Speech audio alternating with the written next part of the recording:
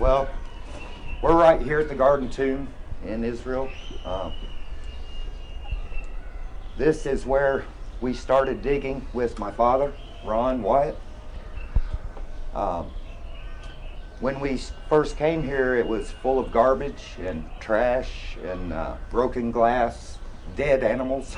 And my dad kind of went to the people here and he said, hey, I would like to clean that out for you, is how we started it. And so we cleaned it out, and then we sort of kept going. And we started finding pottery, and we found some Roman glass. And my dad believed that the Ark of the Covenant was in this area. We found 4 cross holes here, 3 up above. Over here, there's some cutouts in the rock where we think they may have placed signs that said, like, you know, where he was crucified, the King of the Jews, and the 2 thieves on either side.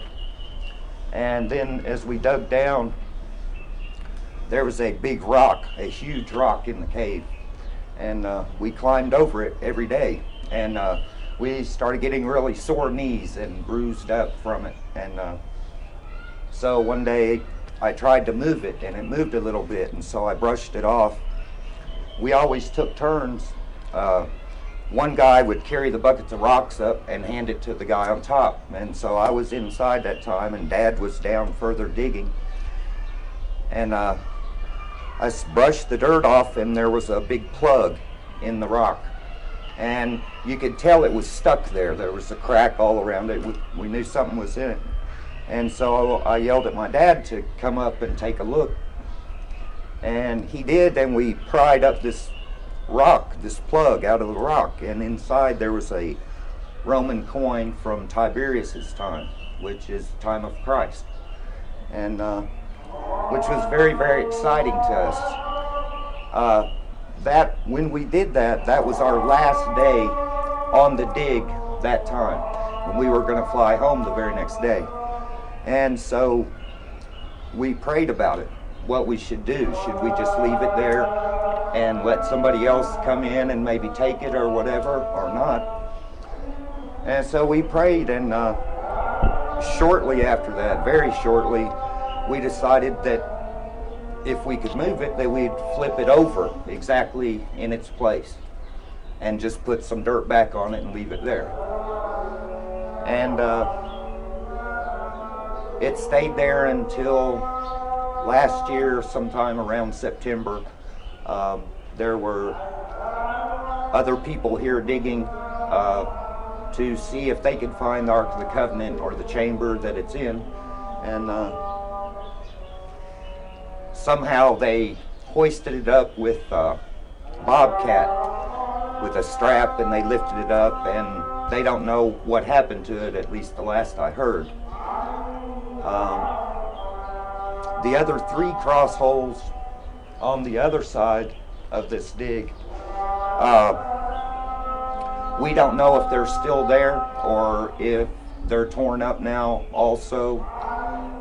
We hope they're still there, because it would mean a lot to Christians everywhere to not have those destroyed, because it seemed just like how it's described in the Bible, with a thief on each side, or a murderer and a thief, and Jesus in the middle.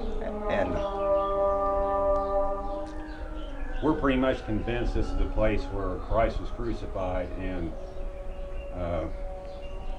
that's why we started digging. And my father did the dig to. The only reason he did the dig is to prove that the Bible's accurate, so Christians can, have a good foundation to believe in that the Bible's true. And that's why my father's digging. He wasn't doing anything for money. He was doing it to get the truth out. And the whole reason my dad got into archaeology at all was because he didn't like people, how they would do away with the miracles, like the Red Sea crossing site and Noah's Ark and things. they say that the Red Sea crossing happened in the Sea of Reeds, which gets ankle deep sometimes, and that a flash flood killed all these people, the whole Egyptian army. And it was ridiculous to my father, and it made him angry that people would make up things like this with no evidence whatsoever. It's just guessing with seemingly no motive to think that. We dug many years here. When you dig here, you dig the big hole, but when you found the cross hole, you have to crawl under, because the hole was not that big as we can see here today. So you have to crawl under the earth? Yes, we went down, straight down here, where this little dip is in the rock, and there was a handle carved out of the rock where you could put your hand in or a rope and grab it. And so we went straight down, and we started coming over this way towards the chapel a little bit. And then we decided no, because it was all loose stuff, and it wasn't, it seemed like we found more like broken pottery and trash this way, but we went along over that way because of the 3 cross holes that we found. So you were crawling under the earth, yes. Yeah. Oh, okay. And yeah, we didn't have it tall enough to stand. We had to crawl, and it was very dirty, and the hole filled up with flies and mosquitoes, and it was very hard work. But then you did something strange. You just broke into the mountain. Yes, we went along under the ground right beside this mountain here, and we didn't know exactly which direction to go, and we saw some roots coming out of the actual side of the mountain, you know, which seemed very strange to us, because there would have to have been some chamber behind in there for a root to be coming out. And so we started prying on this crack, and then a big hunk of rock fell out of the wall, like somebody had almost stuck it there. And inside that, you found the Tiberius coin. Yeah, inside there. Which that was the second one we found. The second one. Yeah. But actually, you found that first, didn't you? Oh, that's right. Yeah, that's right, because the 4th cross hole we found was down deep in the hole. Yeah. Yeah. And so anyway, he found one Tiberius coin inside the mountain. The other Tiberius coin was, like I said, in the plug in the rock to date it, because that's how they dated things. You didn't remove it? We didn't, no. We left it there.